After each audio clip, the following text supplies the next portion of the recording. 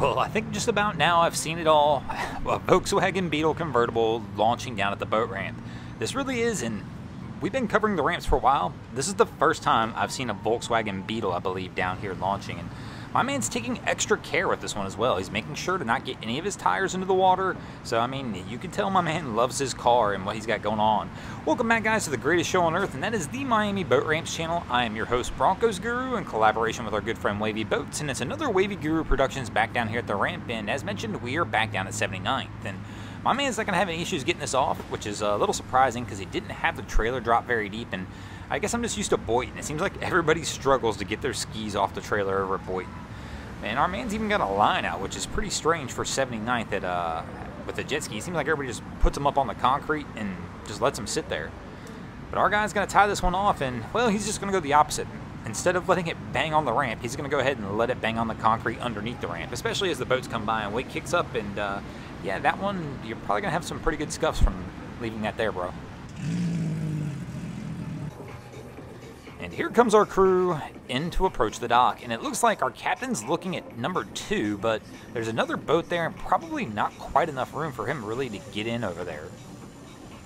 But it looks like they're going to make their approach anyway, but captain's throwing it in reverse now, and our other crewmates are moving to the other side with the line, so we must be going to 3. But Cap's definitely taking a strange approach to 3, because, I mean, unless he originally thought he was going to 2, but the crew kind of moved over pretty fast. So let's see how our approach on 3 looks, and he's coming a little wide out. We've got the wind. You can see it in the background. It's kind of pushing him off of 3, which is going to make for a little bit of a difficult approach. He's going to have to come in at a much steeper angle than he's trying to come in now, and I just get the feeling that this approach is not going to work. But we do have a pole straggler up here that's going to start climbing the pole anyway.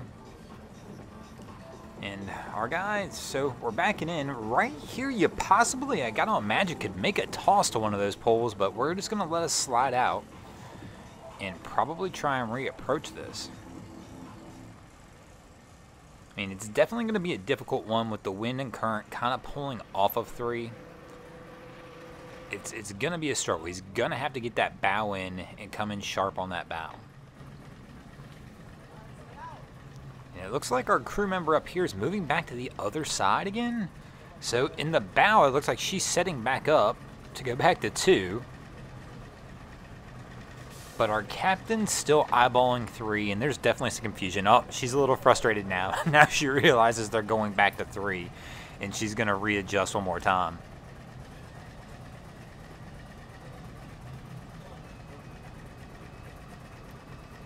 Let's see if on this attempt he can get there. He's kind of got that sharp approach. Really needs to straighten that motor out and just bring that bow straight into 3, but the more he's procrastinating, the worse it's about to get, because, I mean, the wind and current's just going to keep pushing him off. Even our security guard up here at the right side, man, I can't watch anymore, bro. The crew, I mean, man, you got to see if you can give Captain a hand here, bro. See if you can just give him the toss out, grab one of those poles, maybe go for the leap. And there we go. We got the leap. We got somebody on the dock. And Cap's going to get the assistance he needs probably now to be able to pull this vessel back into that wind and current and get him set up on 3.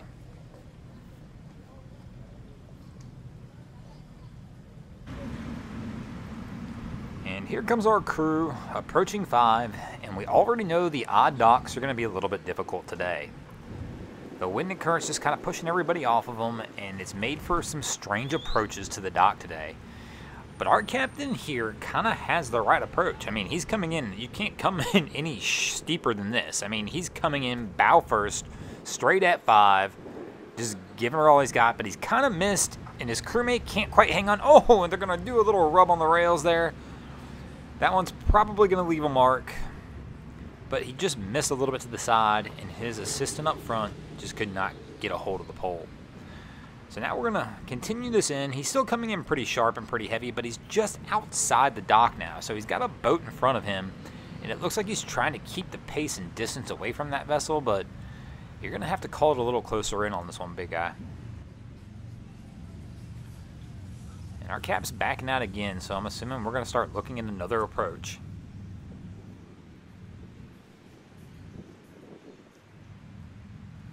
And this time we've come a little too wide. We're way to the outside.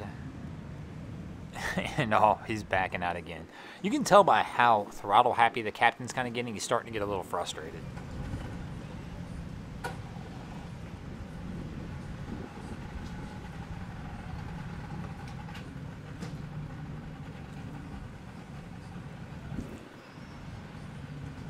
We're coming in one more time.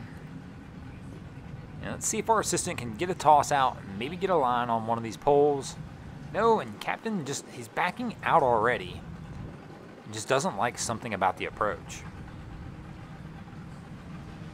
I mean, I don't know if you guys have been counting at home, because I haven't been counting either, but this is, I guess, the 4th or 5th attempt now to get onto this dock.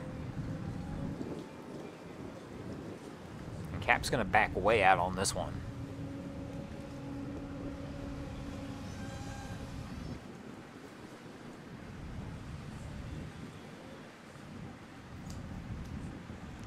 We're coming back in.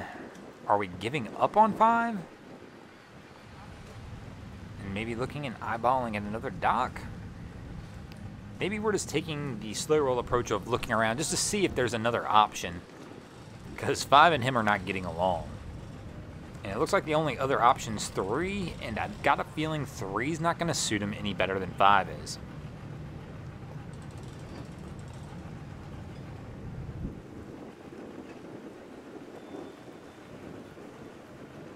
Our crew's coming back, and it looks like we're going to eyeball down 5 one more time. And Cap's coming in. I mean, he had the right approach in the beginning, and ever since then he's just been kind of off. And he really should have just came in with that steep approach he had in the beginning, gotten his assistant off the bow of the vessel, and let her just walk this thing in. This has got to be it, though. This has to be the time that our crew gets it over here. And he's starting to move in a little bit on this vessel, but he's drifting off the dock again a little bit. And our crewman, we can't get it going. Unbelievable. We're going to miss this one too. Oh, here we go. We're going to get a little assist from the dock possibly now.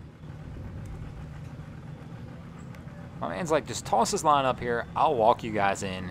And there we go. We're going to finally get some. Oh, we're still in gear. Captain left the helm. That one almost got squirrely for a minute. Boat was still in gear, and that's one thing you always got to be careful of. But they're going to get this one set up now. They're finally on 5. Our crew's going ahead and making their approach to the dock. And our co-captain here has set the child down. And I'm assuming that's in preparation that she's going to try and get off the vessel, because it looks like she just kicked sandals or something on as well. So she's starting to walk up. But oh no, Cap pushes her out of the way. Cap's like, no, I got it, bro. And, you know, this is a key mistake that, oh man, that's a pretty good jump there too. This is a key mistake that I see a lot of boaters make. And I'm going to be the first one to admit right now, I make this mistake as well sometimes. And it's you get so anxious that you feel like you just have to do it all yourself. But obviously, our young lady here had put the child down, put her sandals on, and now she's even got her hands like, yeah, what do you want me to do now, bro?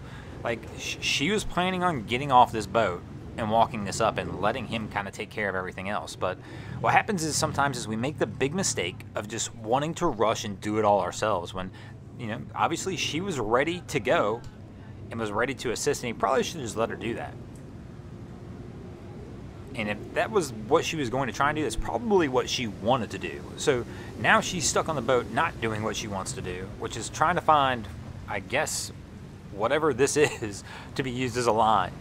Yeah, Cap, we got to get some lines, bro.